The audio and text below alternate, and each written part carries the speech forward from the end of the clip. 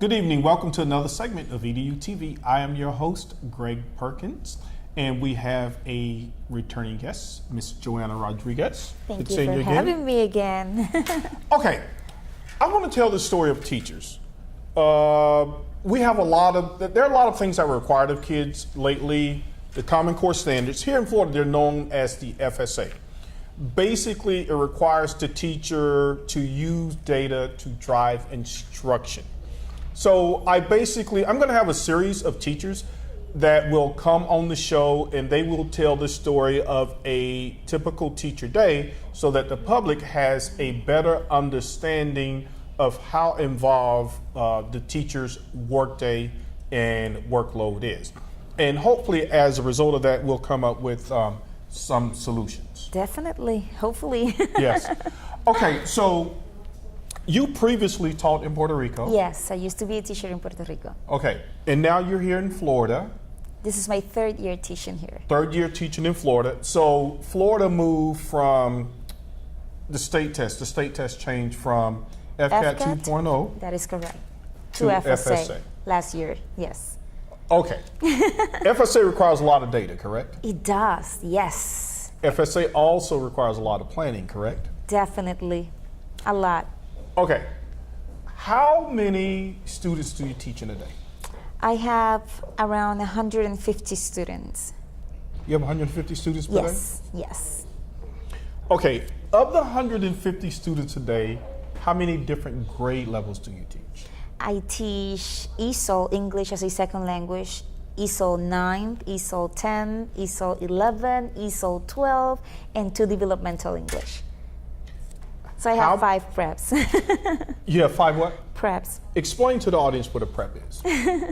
I have to be ready for 5 different courses during the day.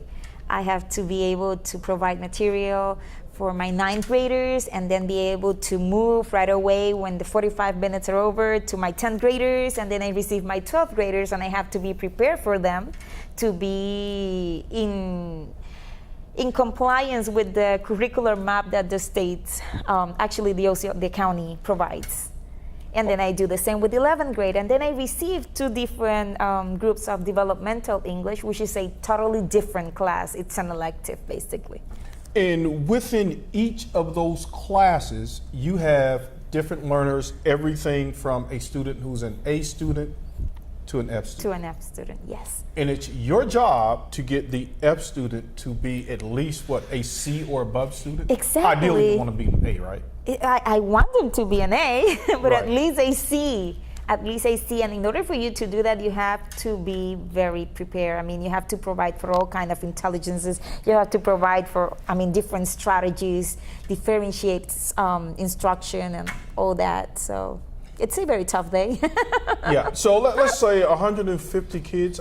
What's that average size, number of students? If that's 150 and you do what, 5 classes? I actually have 6. I have 7 periods. One of them will be my planning period, which is just half an hour to get ready for all those classes. So what's the average number of kids are in each class? Well, my biggest class is 28 students. 28? 28. And the smallest one, which compensates that class, it's like 18 to 19. 9th graders, 28 kids, different learning styles. Tell me how do you do that? How do you teach 28 kids at one time?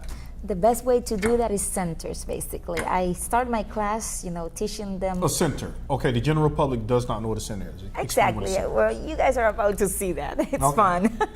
We start the class, and as soon as I finish the first explanation and I model how to do things, then I ask, okay, show me a 1 if you understood everything. There are going to be a few students that definitely comprehend everything right away, which is good. Then I send those students to practice. I have a place where I have my computer set up or whatever material I want them to practice on, and I sit them there and have them practice. Then I ask the rest, show me a 2 if you understood a little bit of it, but you still have doubts. And then show me a 3 if you're completely lost. You got nothing.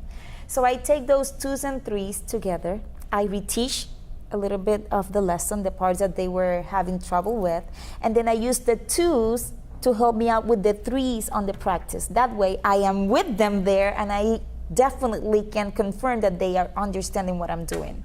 Okay. So once I have them working, I go back to my ones to make sure that they're doing what they have to be doing. That's the ideal. Right. The ideal structure. And you're doing this exactly. for 150 kids a day. Yes, yes. See, most Sometimes people- it doesn't work. Sometimes you have to get the class back together and start again with different centers. Okay, you have to work in main ideas. You're having problems with this. Let me have you work with thesis statements. Let me have you work with paragraph development. And then I have like 4 classes at the same time in the same group with different kids. And it's your job to make sure all of those students are at proficiency, or you're a bad teacher, correct? It is my job to do that. That doesn't mean you're a bad teacher, but to Nope. try to get 150 kids. Not only that, but it's my job to make sure that I check all those papers and I have all that data input before I leave my classroom, because if not, I might be a bad teacher. That's a good segue, right? Because there's a lady, Angela Morales. Okay, I think she's a teacher in Osceola County. I read her blog this weekend. Oh yes, I did too. And she said that she was graded down on her evaluation. She's received all great marks past 4 years, but she was graded down because she couldn't input the data. So you mentioned something that now the district wants to know ahead of time. Yes. Are these kids on target? So tell me about the benchmark assessments and tell me about the data input. Because I was talking to a teacher and I was like, I think teachers are required to do too many like non-teaching tasks instead of just teaching itself. We do have a lot of paperwork. I mean, A lot of paperwork. Paper to grades, data to input. We have to make reports on everything. We have to analyze everything, and we have to submit those proofs to our superiors, admins, coaches, and so on. We switched from FCAT, as you said before, to FSA. In order for the state or the Osceola County to know that the students are ready for the FSA, because that's the main goal, Right. that they pass the FSA, which is something we'll discuss another time. What they're doing right now is what we call Osceola Rights. Osceola Rights, they will have a baseline on informational essays, and then you teach them according to the results, and then you give them again the Osceola Rights and informational essays to see how they did. So 150 So you have kids to grade have to write 100. an essay. Twice in that case, when you gave the baseline and then when you retested them just to see where they are standing after you did all the teaching. So once we're done with informational essays, comes baseline, Osceola Rights as well, for argumentative essays. There's 150 more essays we have to grade there. Then we go to the teaching process, making sure that we're fixing the areas where they're having problems, arguments. So you're going to fix bias. the essays during your teaching time, right? I have to read. Well, all of us, we're supposed to Yeah, read all I know, those essays. but you're going to grade the essays when? When are you going to grade those essays? I have half an hour planning. So you're going to grade 150 essays in 1 hour. When do you eat? Well, if you want me to be completely honest, in order for me to do that, I have to take most of that work home with me. Okay. Because there's no other way you can do it. Because you cannot be sitting in your desk while your students are in your classroom, because that's time that they need. They need me. They need my input, especially my students. They don't speak English. So I have to be on top of them all the time, clarifying questions, helping them out, making sure that they're truly understanding.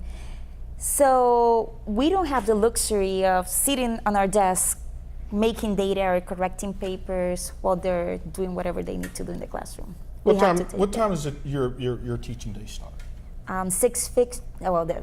Supposed to be 6:50 to 2:20. Okay, so 6:50 to 2:20. Yes, but I'm a teacher 24 hours a day, 7 days a week. No, I'm trying to help people to understand the time frame. So you get out at 2:20. So people say, "Oh, the teacher gets off of work at 2:20. She can go to the mall and go shopping." So what does the teacher do? Because I understand you do have a family. Yes. You have a husband and you have a. Yes, I have a lovely family, and they are very patient, believe me, because I just get home. Luckily my husband has already done dinner. So as soon as I get home, I just go ahead, work with my kids, help them in their homework, start doing the chores at home. When everybody goes to bed and everybody's ready to go, then I sit. Are you serious? So then I sit while they're sleeping, I'm correcting papers. Wow. Okay, typically But on a I mean, normal I'm not day- complaining. I'm No, just no, telling no, you. No, what I want the people to know is just what a typical teacher day looks like. I'm not here to I blame guess I'm not the only anyone. one. No. I'm not here to blame anyone. But I don't like it when teachers say, oh, I'm a teacher, and then when people make fun of their schedule. Because you get off at 2:20, but they don't, because most people, when they get off of a job, they're done. They're done. No, Okay. that's not the case. If you're a teacher and if you truly care, that's not the case. Okay, right. You're never off. Even in summer, we supposedly have, people say 2 months. Right. Well, those 2 months we're taking trainings, believe me, plenty of them. Not only that, but we're planning ahead of time in order to have our materials, whatever we need to start the school year. But it's not like you can sit and plan the whole year. Why? Because we have to go according our students' needs. So I might have taken the time to plan a whole month ahead of time during my vacations, right? And then when I start my classes, So you're planning during the summer? When Yes. You're not even, okay. that's the best way to do it. But That's then right. when the class starts, you realize that those are not the same students you had last Right. year. That's right. They have more gaps than the other ones, so you need to rearrange the whole planning you did before, so it's worthless. You have to start all over again. Or the districts decide that it's time to change the books, or Right. Or it's the time to state- change or the- exactly. Or the state may require. Or the testing, so you have to get them ready for something different. Okay, on a typical day, we have about a minute, and I think I'm going to hold you over for the second segment because we haven't even gotten through one of your days yet. All right, so you've taught your heart out to 150 kids. Most people don't deal with 150 people a day, right? So typically, Different just one day, characters. on Monday or Tuesday, what, 2-3 hours that you'll spend prepping for the next day, 1 hour? Sometimes 2, sometimes 4. It all depends. During the week, yeah. During the week. So anywhere, in addition to once you go home, you help your own kids with their homework. Got to give your husband a hug, right? And then so course. you're working the next 4 hours, like Yes. so you don't even have time to watch a No, sometimes TV show or anything. No, honestly, Wow. no. Honestly, in Puerto Rico, I used to have time to do that. Okay, hold on, thought. We're going to end right there, and I am going to hold Joanna over for the second segment because we want people to know about the teacher day and what a teacher's life looks like. Stay tuned. I am for the child who's had 7 addresses in a single year because she's in foster care, because her father abused her, and her mother couldn't believe her. She is the child I am for. I am a volunteer child advocate. I am you. Florida residents call toll-free 866-341-1425. My name is Nilmarie Zapata, and I am a Latina role model because I believe that you can overcome any circumstances that come in your way and be the best version of yourself. Hello, I'm Sandra Rivera, and I'm a Latino role model. Whatever your struggles are in life, whatever you don't have or don't have access to, don't use that as an excuse for not pursuing your dreams and moving forward. Get out of your own way and get out of your comfort zone, and you will be amazed at the growth that you will experience.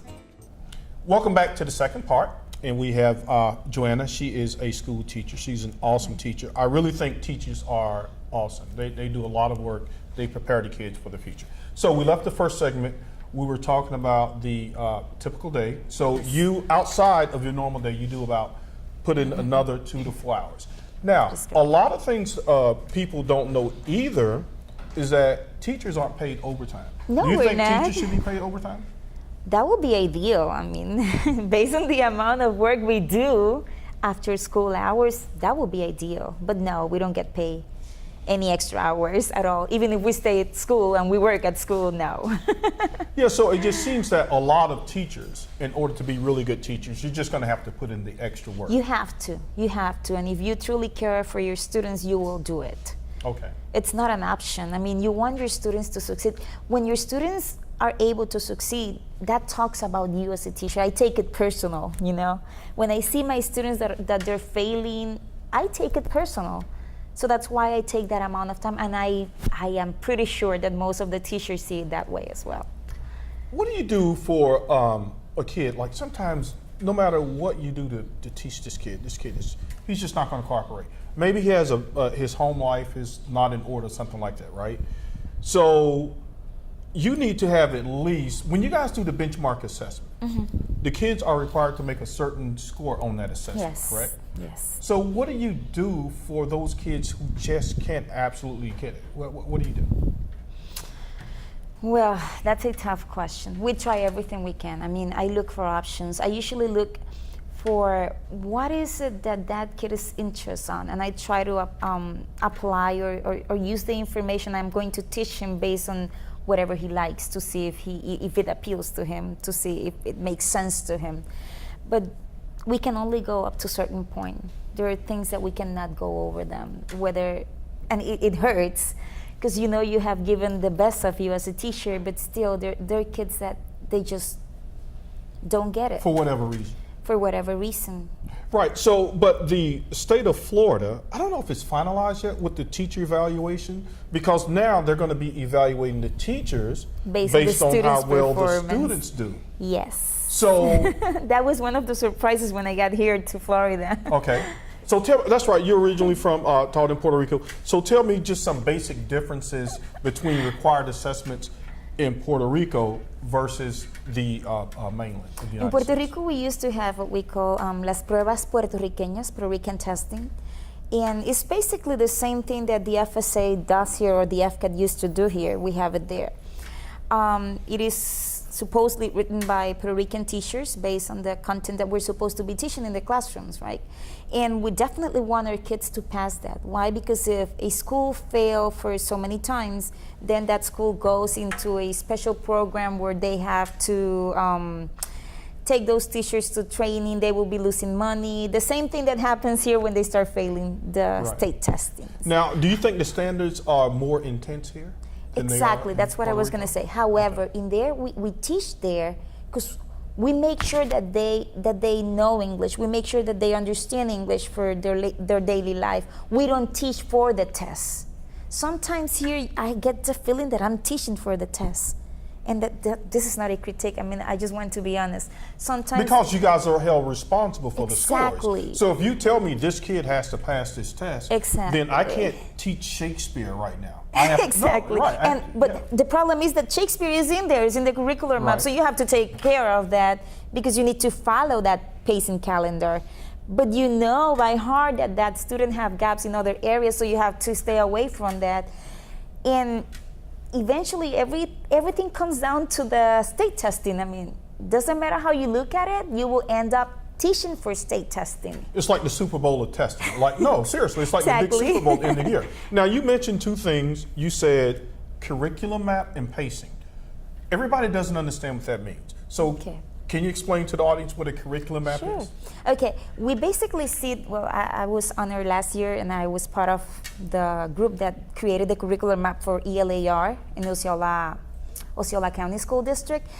What we do is that we try that all English teachers, I mean, all departments, we use the same stories. So if a student moves from Poinciana High School to, just an example, to Osceola High School, Right. they're teaching the same thing. They will Okay. not be loose. So what they do is Everything's going to be consistent across. Exactly. Okay. So we use curricular maps, and in there we have the dates. Okay, by this time you should be teaching the wife story. By this time you should be given the baseline, the informational essay baseline, Osceola writes. By this time you should be doing the finals. That's what we call. And pacing is that you have to be very sure that you are on task. I mean, it's the 10th week, and I have to look at that calendar. 10th week, I'm supposed to be here. I'm going to do my best to be there.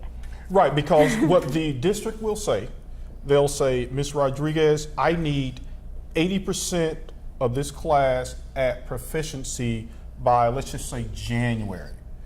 I don't have 80%, only 6%, okay? So what's wrong with you? Because you're not at 80%. So is it you or the kids? Well, we establish our goals in what they call IPDP, which is we do that at the beginning of the year, and we establish our goals based on the data we have and the goals we have set ourselves for our students. And most of the time, as a teacher, you can accomplish that goal because that's something that is internal. That's something that has to do with you and your students.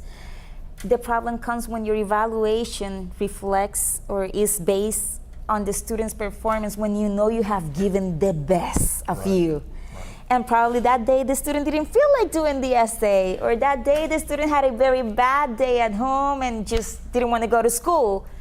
But still, or they don't even study. Exactly. Like you might give them some stuff to say, look, it's almost like if you give kids medicine. Hey, look, guys, here's your medicine. If you do this, then this will happen.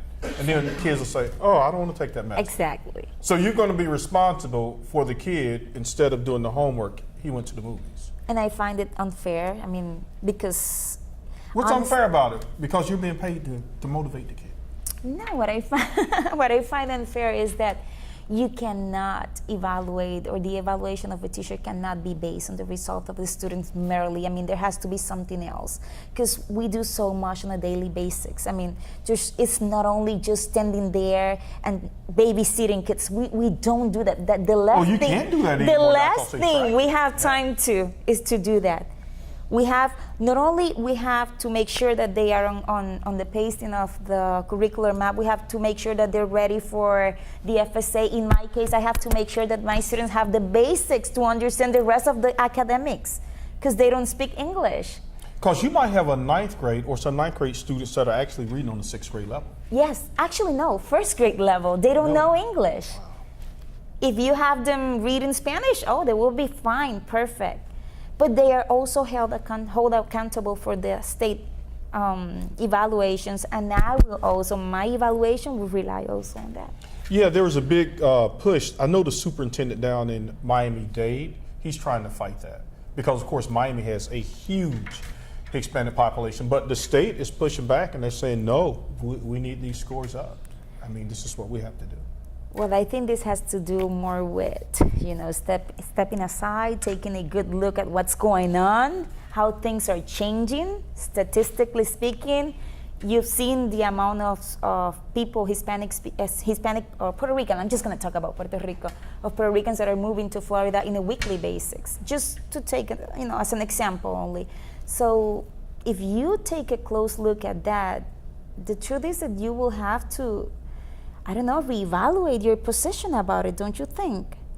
Well, some people are and some people don't, right? So if I came to Puerto Rico, right, I speak English, but you're teaching in Spanish, how long are you going to give me to catch up to learn that Spanish language? Because I can't wait on you. You're holding the class back, Greg. I'm in Puerto Rico, I only speak English. You got 20 kids, and you're the only idiot. Well, I shouldn't say idiot. Oh, you're my the only God, kid. you No, I'm talking didn't. about myself. I'm saying I'm the only kid that doesn't know Spanish. So what are you going to tell me? I'm going to have to work extra hard, right, on my own, correct? Yes, you will. Number one, I have to defend my kids. They're not idiots. They're very smart. No, I'm talking about me. Remember, I said I went to Puerto Rico, and I'm the only guy. Yeah, I'm the only guy that does that. Yeah, that was bad. Okay, I know the kids aren't idiots. Okay, all right. Number two, it would take them anywhere from 4 to 7 years to completely master a new language, a second language. But still, the state thinks that we still have to have our numbers high. They need to keep that to take that into consideration. It would take them around 4 to 7 years to learn the language proficiently in order to read it, write it, understand it, and write a huge, nice essay. Yeah. Now everything's data. Like every district, they have these huge databases. Mm-hmm. So you have to input that information, which is what I call a non-teacher task. But I guess the information has to get in there. It's a responsibility as well. Right. To input the information? Yes. We get our 150 essays from all of our students. We have a week usually to grade all of them. We have to read them all. On your own time? Yes. And then the rubric has 4 areas, right? Organization, structure, grammar. Yes, it has 4 areas, and then you have to take your time, okay? And make sure that each of those essays have a copy of that rubric, and you need to make sure that you mark there. Not only that, but now they want comments on it, okay? So how can you fix that thesis statement? Probably you can take a look better on the so points you have you're to write using. those comments Yes, on you there. need to write comments in there. You need to make sure that the student totally understand what you're saying and where you're coming from. Okay, Mom, can you take For us? 150 essays. Can you take us to the movie this weekend, or You will have to go with your dad. You can't come? I'll go with you during the weekend or Why? something, because I have to grade those papers. Okay. All right. You're not even getting paid for it. But you're doing it for the love of it, and I understand you are a very good teacher. If there was a change that you could make that would just be beneficial to the students, teachers, and also meeting the district expectation, what are a change or some of the changes that you would like to see happen to help teachers out a little bit? Well, the truth is probably extending a little bit more the planning period. That will give us a little bit more room, or designating certain hours just for that, extra hours for that, getting paid for that. For the planning, For the, yes, the grading, yes, the inputting of data. probably. You know what I think would be a good idea? Like if teachers could figure out a way, I guess use those Scantron sheets, right? And then you guys could just like scan the grades in there. But you still would have to differentiate the The instruction, thing right? is, we have GradeCam. I use GradeCam. It's awesome. GradeCam? GradeCam. What is yes. that? It's a program in which I create my scantrums basically. I input the answers, and then when my students are done, they just pass by and scan it and the grades are done. But you know what the problem is? What? FSA is not about multiple choice. That's right. Because FSA they is have to about show their work. writing, Yes, essays. So that's not gonna help. yeah. Wow, so you guys can't even make the grading process more efficient. Because you're right. I saw a math teacher do an example, and it was For- like something simple. I'm like, a kid's got to do all that just to... For FCAT, there was a lot of multiple choices and things like that. That's right, But they for changed FSA, no. It's everything about writing. So the kids have to explain their work. So let's go with math, something simple, right? Okay. So if you say, okay, hey Greg, what's 20 minus 10? I'm like, oh, I already know that in my head. It's 10. But if I don't show how I got The 10, process, exactly. You have I'm not nothing. going to get the whole thing right. No. Okay. No. All right. So you have to teach me how to record it in addition to it. So I'm sitting here bored out of my mind because I already know what this is, but you have to teach it according to the FSA. So it may help one kid. Well, in my case, in English, you think that way. Why do you think that way? Oh, because of this and this. Okay, what you think, it's not important. It's what you can prove. So get me evidence from the reading. Oh, so all the kids are lawyers now. Yes, they have to. They have to provide evidence. All right, so, folks, we're going to wrap it up, man. I'm definitely going to have Ms. Rodriguez back again. Here it is, folks, okay? 150 kids, all different grade levels, all different learning style, and she has to give them feedback, and they all have to be proficient. She is a miracle worker. No, teachers are. We all are. But we love what we do, right? Thank you so much. A pleasure. Okay, and thank you for joining us again on EduTV. Good night. Good night.